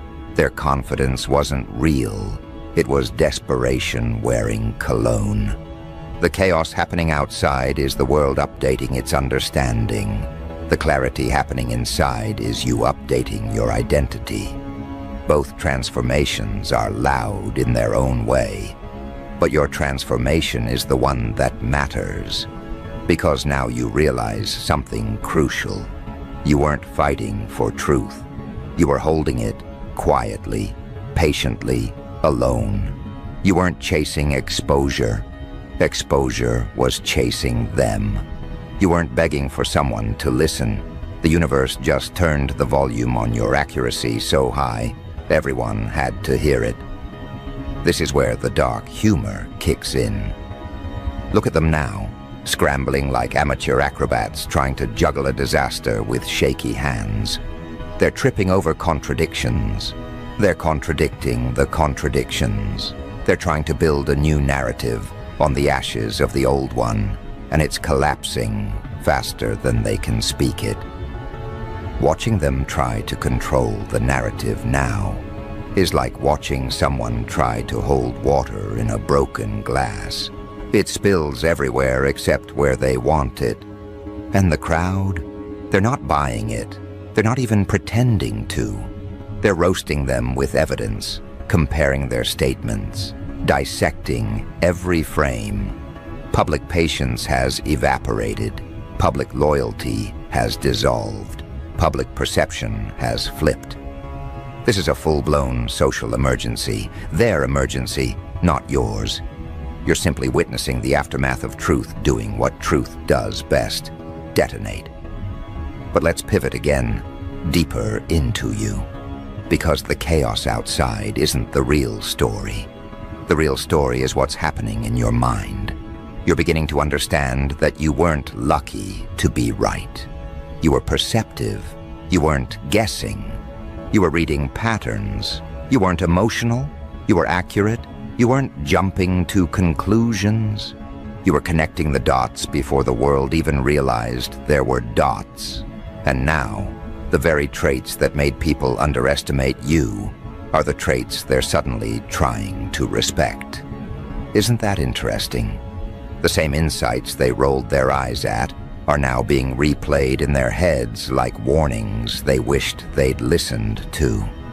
People are looking at you differently, not because you changed, but because the truth forced them to. You know what that means? Your voice carries weight now. Your presence carries verification. Your intuition carries history. Your silence carries tension. Simply existing as yourself has become a problem for the people who built their comfort on lies. They don't know how much you saw. They don't know how deeply you analyzed. They don't know how long you've been aware. And their fear isn't that you'll expose more, it's that you already could. This is the kind of shift that transforms social dynamics. Suddenly everyone becomes cautious. They watch your reactions with a kind of nervous respect. They choose their words like stepping stones. They approach you as if you're holding the blueprint to the next plot twist. And that's because, in their minds, you are. But let's ground this. You didn't ask for any of this. You didn't go hunting for chaos. You didn't dig for dirt. You didn't manipulate anything into the light. You simply stayed honest while others buried themselves under layers of deception. Your only crime was seeing too clearly. Your only threat was not forgetting. Your only advantage was telling the truth when no one wanted to hear it. And now look, your truth is the only thing standing. That's the quiet flex that scares them more than any confrontation ever could. They were prepared to fight accusations. They were prepared to deny rumors. They were prepared to play victim. But they weren't prepared for proof. Proof is the one opponent you can't manipulate into backing down. Proof doesn't get emotional. Proof doesn't hesitate. Proof doesn't negotiate. Proof simply stands there unbothered by panic. And that's exactly why the world is in chaos right now. Proof dropped, and everything they built began dissolving like sugar in boiling water. It's almost tragic if you squint hard enough, but you won't. You've cried your tears. You've swallowed your pain. You've endured enough confusion.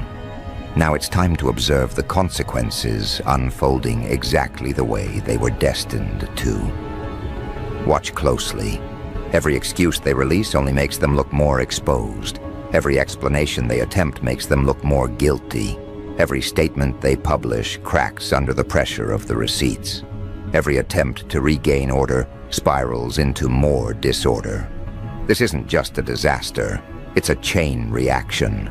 Everything they hid has begun dragging everything else they hid to the surface with it. That's how truth works. It never travels alone. Once one piece escapes, the rest start crawling out of the shadows like, oh, we're doing this now. And here's the part they never expected. You're not throwing gasoline on the fire. You don't have to.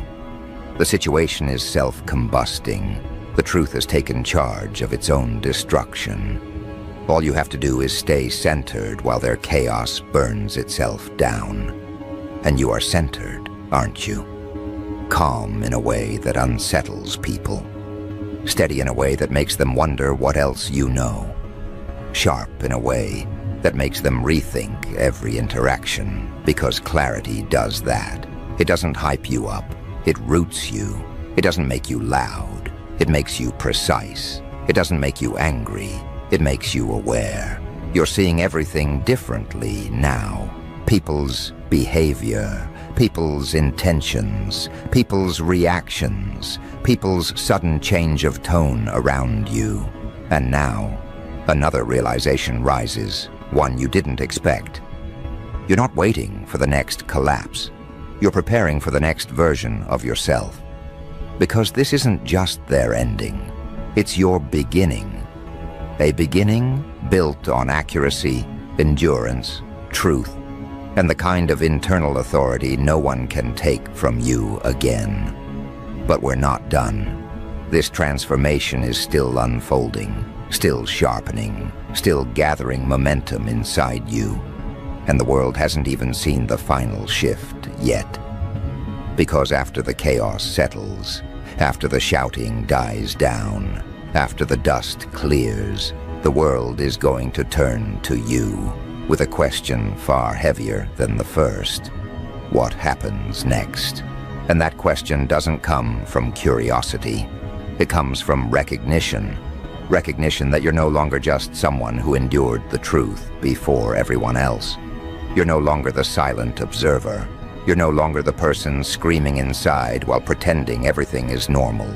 You're no longer the one trying to be reasonable while they danced around your intelligence like it was a toy they could bend. No. Now you're the person standing in the aftermath of a dismantled empire, holding the only thing that survived: clarity. The world saw the collapse, but they didn't see how deeply it rewired you. This version of you isn't shaken. It isn't frantic. It isn't wounded. It isn't even surprised. This version of you is building. Because once evidence explodes like that, loud, undeniable, public, something inside you restructures itself. Not a personality shift, not an ego boost, not a revenge fantasy, something quieter, deeper, more permanent. A recalibration of identity, a reintroduction to the parts of you that were dismissed, overlooked, or forcefully buried to preserve peace that wasn't yours to maintain. Now that those parts are awake, they are not going back to sleep. You can feel it, your internal world reorganizing itself. Your mind is sharper, your observations are faster, your tolerance is thinner, your boundaries are heavier, your instincts are louder. And here's the part that makes people nervous. You're finally listening to yourself. You're finally trusting the voice they tried to suffocate. You're finally acknowledging the signals they told you to ignore. You're finally walking into the next chapter without dragging their confusion behind you. Because now that the truth is out, clarity is the only language worth speaking. Look around. The environment feels different, doesn't it? People who once dismissed you are aligning themselves with you like metal shavings, snapping toward a magnet. That's what happens when truth rearranges the hierarchy. People instinctively gravitate to the one positioned correctly the whole time. They see you as a compass now, a reference point, a living receipt of accuracy. And the ones responsible for the chaos, they're melting behind their screens, shaking behind their statements, trying to stitch together a narrative that no longer has bones. They're running damage control like exhausted interns, throwing out last-minute scripts with trembling hands, hoping someone, anyone, will believe their sudden shift in tone. But the crowd isn't buying it. Not after the evidence, not after the exposure, not after the meltdown, not after the collapse. They can't outrun something this big, and they know it. That's why their panic feels different now. It isn't loud rage, it's quiet dread. It's the dread of understanding they can't claw their way back into the version of themselves they pretended to be. Because once the mask falls in public, it doesn't fit again. It stretches, it cracks, it refuses to attach to the face that lied beneath it. That loss of identity, that's what terrifies them, not the crowd, not the anger, not even the consequences. The terror comes from realizing the truth didn't dismantle their image. It revealed their reality. Meanwhile, you're stepping into a different kind of reality entirely. A version of life where you no longer question your own perception. A version where you stop rewriting yourself to make others comfortable. A version where you stop giving people the benefit of the doubt that they weaponize against you. A version where you stop letting guilt convince you to shrink. This is the power no one prepares you for. The power that comes after your accuracy, is proven. You move differently now. You breathe differently. You see differently. You choose differently. Not because you changed, but because the world finally caught up. But let's not pretend that this sudden alignment of truth magically erases everything you survived. It doesn't wipe your memories clean. It doesn't erase the nights where you questioned your own sanity. It doesn't delete the frustration of watching people reward lies while punishing honesty. It doesn't soften the sting of realizing how many people preferred convenience over truth. No, the evidence didn't heal you. It awakened you. Healing is what comes next. Awakening is what's happening right now. And awakening is not gentle, it's sharp, it's precise, it's uncomfortable, it's restructuring.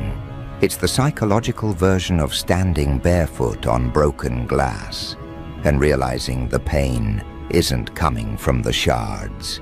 It's coming from the shoes you were forced to wear for too long. And now that the shoes are off, now that the glass is visible, now that the truth is undeniable, you feel a kind of freedom that doesn't even feel like freedom at first. It feels like disorientation. It feels like standing in an open field after years of being locked in a narrow hallway. It feels like unused potential stretching its limbs. You weren't weak before. You were restricted. You weren't quiet. You were calculating. You weren't fragile. You were containing power that others couldn't handle. Now that the containment is gone, the power is here.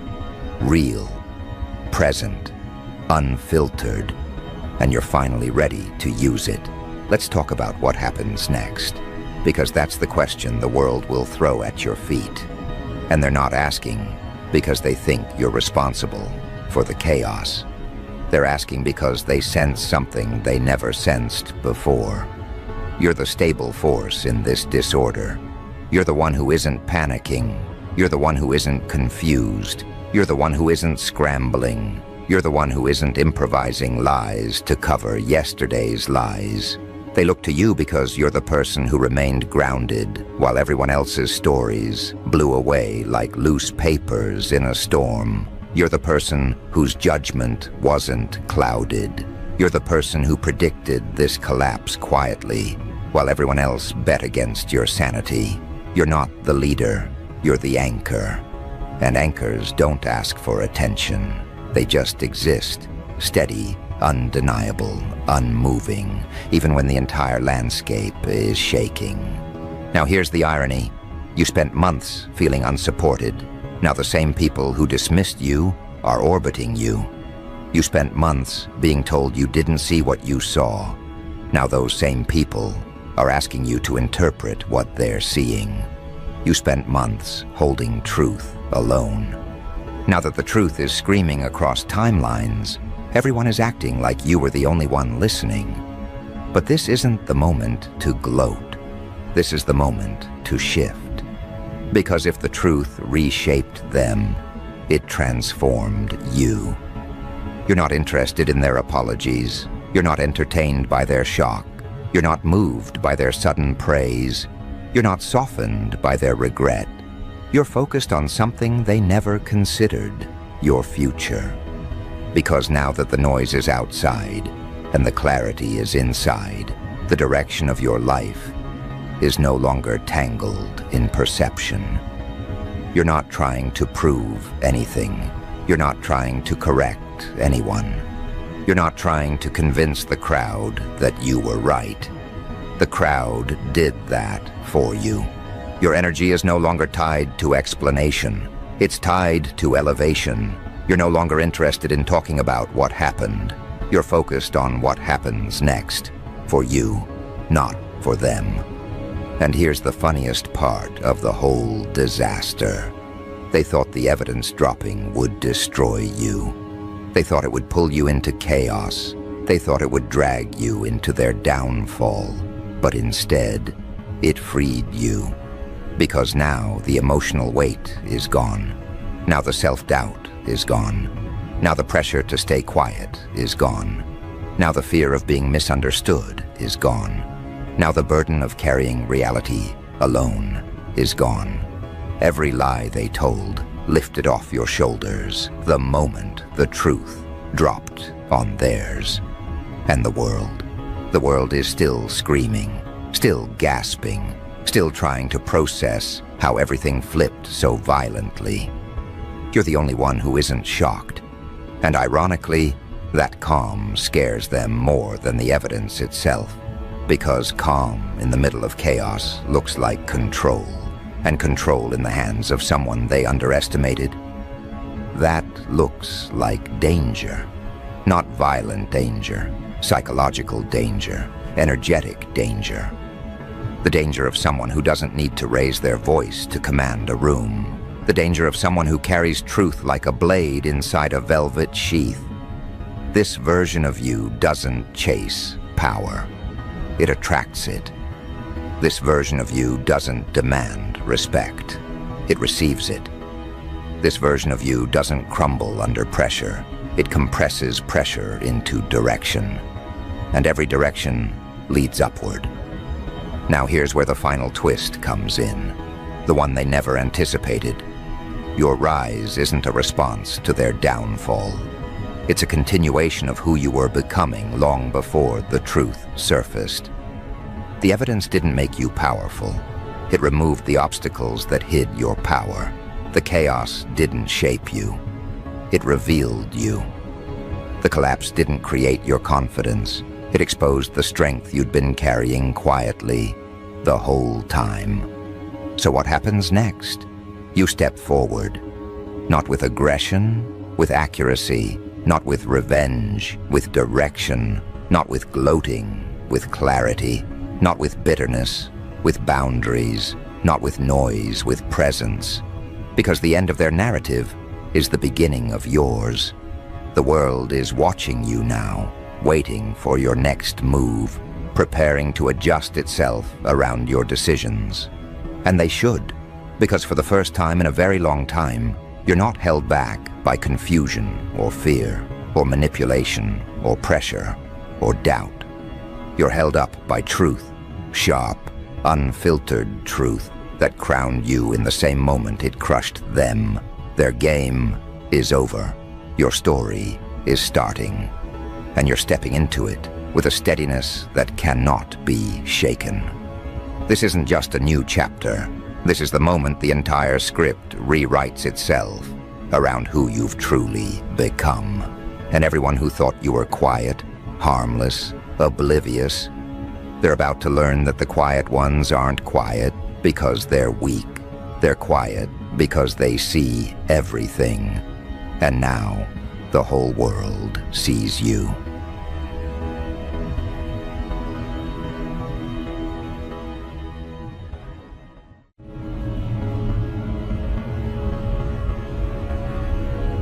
They think they're untouchable. The ones who walk around with that smug little grin. The ones who believe they have the world at their feet. But here's the thing you have to understand. People, they're fragile. Everything they project is a mask, a joke. They hide behind it because underneath they're terrified. Terrified that someone just like you will come along and expose them for the weak, hollow beings they really are. And that's where you come in. You want to break them? You want to shatter their ego into a million pieces? The trick is simple. You don't need to strike them physically. No, no, no. You break them where it hurts the most. In their mind. In their perception. You become a master of psychology. You want to see the cracks in their armor? You need to understand how their mind works first. You need to get inside their head. Take a walk through the maze of their thoughts, their emotions. You see, every person has one thing they cling to. That thing they protect more fiercely than their own lives. That thing is their ego, their belief that they are special, superior, indestructible. But that belief, it's a lie. They don't even realize how fragile it really is. And you can expose that fragility. You can make them question everything they've ever believed about themselves. You can destroy them with nothing but your words, your actions, your presence. Think about it. They walk around with this inflated sense of self. They brag, they boast, they show off. They have to. Why? Because deep down, they're afraid. They're afraid that if they stop pretending to be invincible, they'll be exposed as the fragile creatures they truly are. They wear their ego like a suit of armor, believing it protects them from the world. But you know what happens when you put too much weight on something fragile? It breaks. You just need to apply the right pressure at the right time. Now, let's talk about how you do that. How do you take someone who believes they are the king of the world and make them feel like nothing? First, you stop caring. You stop valuing them. You stop seeing them as someone who holds any power over you. The moment you stop caring is the moment their entire world begins to crumble. They feed off your attention, your validation, your reaction. Without that, they're empty. And when you stop giving it to them, they'll start to question their worth. Slowly, at first, but then it builds, it grows. And they'll be left wondering, what am I without my ego? But you don't stop there. No, that's just the beginning. You start reflecting their behavior. You become a mirror, but not a simple one. No, you reflect their best qualities, and then you twist them, distort them, make them question their own reflection. You can manipulate their desires, their deepest insecurities, their darkest fears. You make them see themselves differently through your eyes. You don't have to say much. You just have to shift their perception. You make them doubt themselves, doubt their worth, and they'll do all the work for you. They'll start tearing themselves apart. And when they do, when you see the panic in their eyes, the self-loathing, that's when you go for the kill. That's when you strip them of everything. The self-respect, the self-worth, the confidence. They'll fall to their knees, begging for validation. But it won't matter, because you've already shown them the truth. They are nothing without their ego. You've shattered the illusion. You've shown them that all their power, all their strength, was just smoke and mirrors. And when you show someone their own weakness, when you expose them to their own nothingness, they crumble. This game isn't about control. It's not about forcing them to do anything. It's about making them feel like they have no choice but to submit. They'll do it on their own. You'll plant the seed of doubt, and then all you have to do is watch it grow.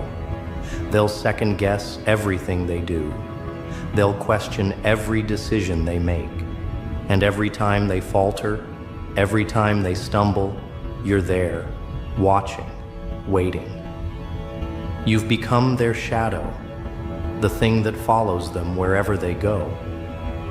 The beauty of this game is that they'll never know what hit them.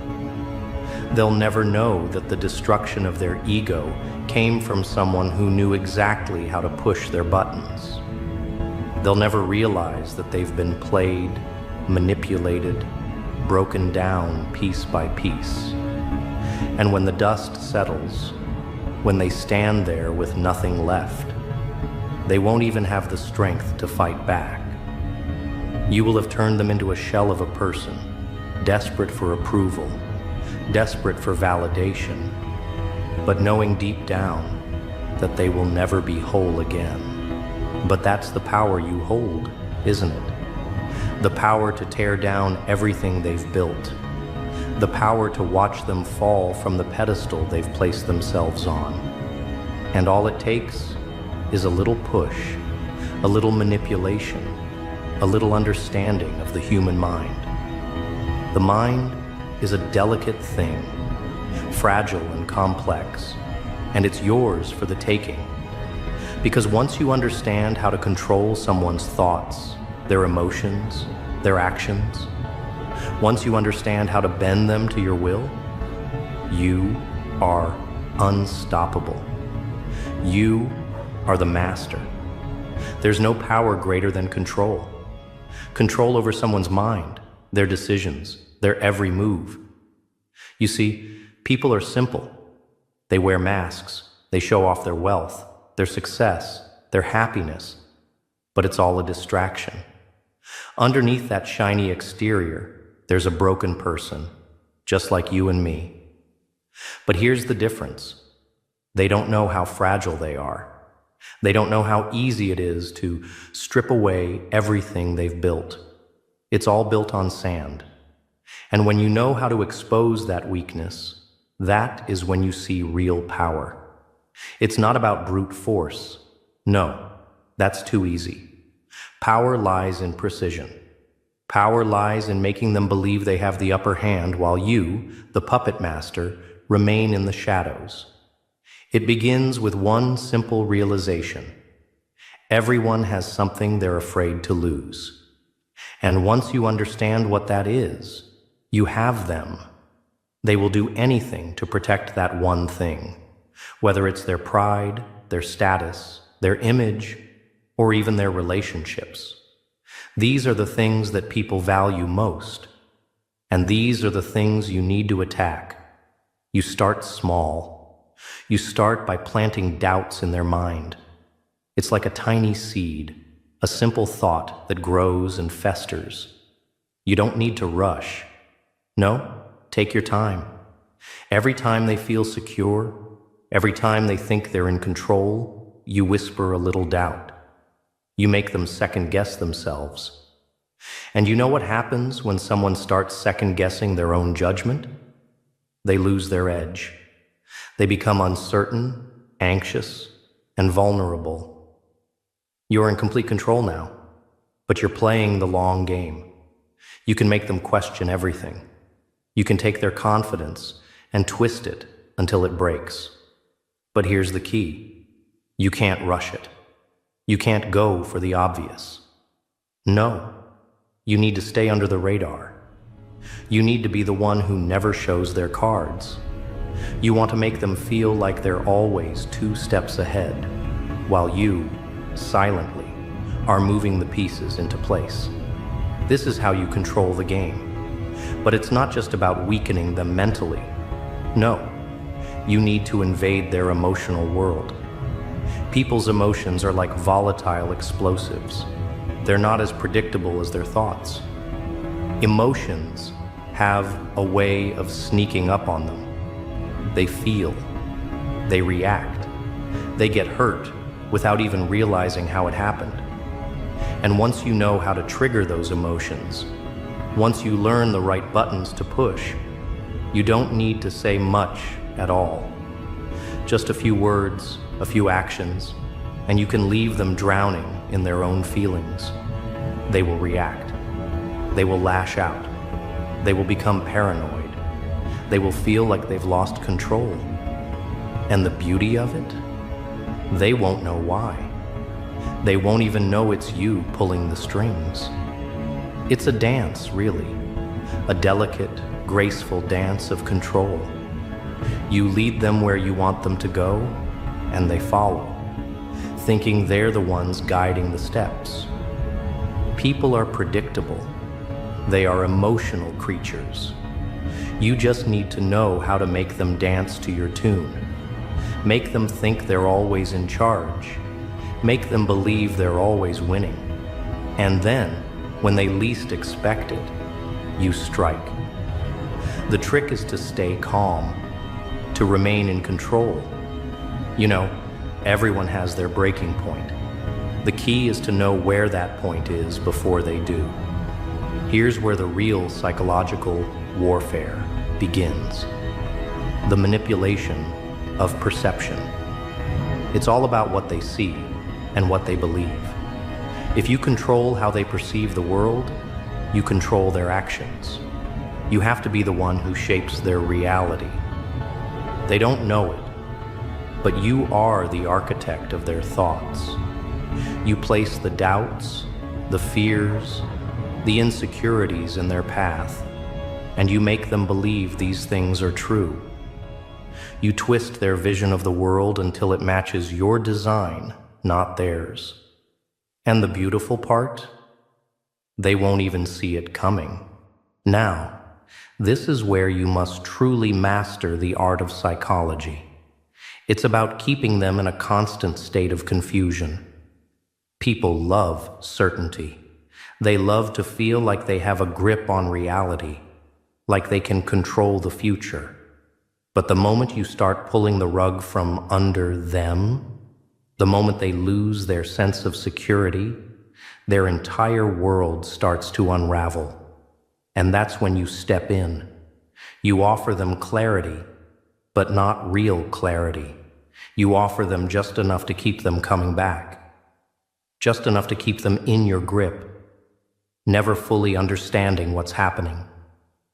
They'll beg for answers, for stability, and when they turn to you, you feed them just enough to keep them interested. It's a game of control, and you, my friend, are the puppet master. But it's more than just control. It's about making them need you. People are weak. They need validation. They need approval. They need someone to lead them. You become the source of their validation. You become the only person they trust, the only one who can give them the answers they seek. And once you have their trust, you have them.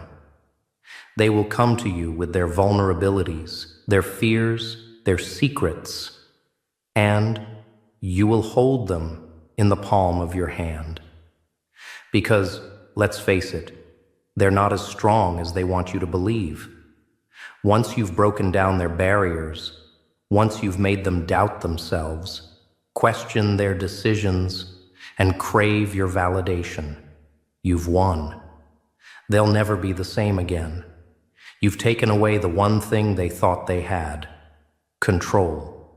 You've exposed the illusion they built their life on, and now they are lost. They are forever in your grip, and they'll never find their way out. It's funny, isn't it? People spend their entire lives building walls, creating illusions of power, control, and status. But with just a few moves, with just a little psychological manipulation, those walls come crumbling down. And when they do, you stand there, watching them collapse, watching their ego shatter. And you walk away, untouched, unscathed, because you know you were always in control. You see, once you've learned the art of manipulation, you stop playing by their rules. The world becomes your canvas. Every interaction, every conversation, every encounter becomes an opportunity for you to shape the outcome. People, with their fragile egos and predictable behavior, become nothing more than puppets in your hands. They may think they know you, but the truth is, they've never even come close. Because while they're busy projecting their masks, you're quietly observing, calculating, and controlling the game from the shadows. Now, let me tell you something that most people will never understand. They don't know how to protect themselves. They don't know how vulnerable they are. They trust too easily. They believe too much.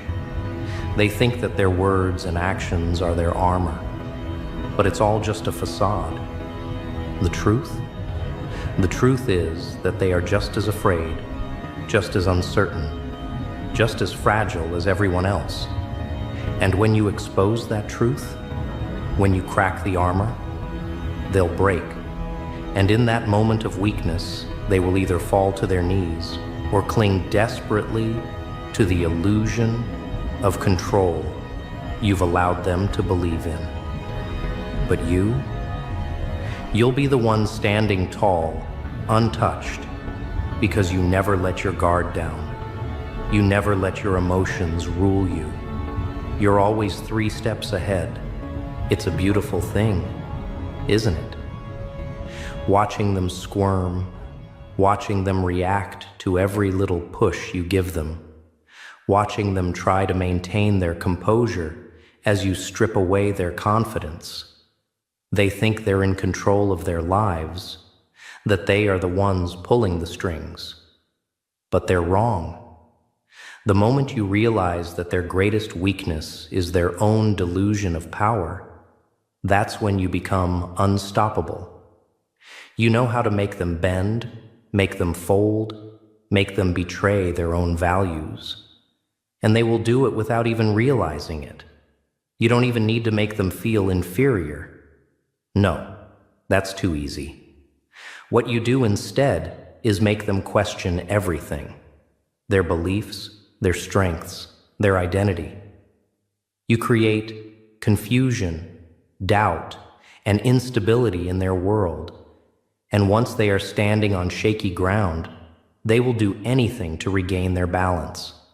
That's when you seize control. That's when you strike. You become the one who brings them back to reality, but not in the way they want. You bring them down to your level, and in doing so, you elevate yourself. They will scramble, desperately trying to figure out how you did it, but they'll never know. You see, when you control the mind, the world bends to your will. The real beauty lies in your ability to detach. You detach from emotions, from the usual chains that bind people to their actions.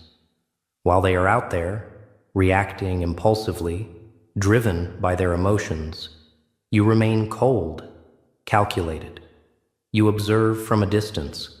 You understand their triggers, their fears, and most importantly, you understand that their pain is their greatest asset. You can make them afraid, but you can also make them desire. You can make them crave your approval, your validation, your attention. But only when you decide to offer it. Do you want to see them lose themselves completely? Start playing on their insecurities. Start feeding them their deepest fears. Not the things they say out loud. No, those are distractions. You need to get to the heart of what they don't say.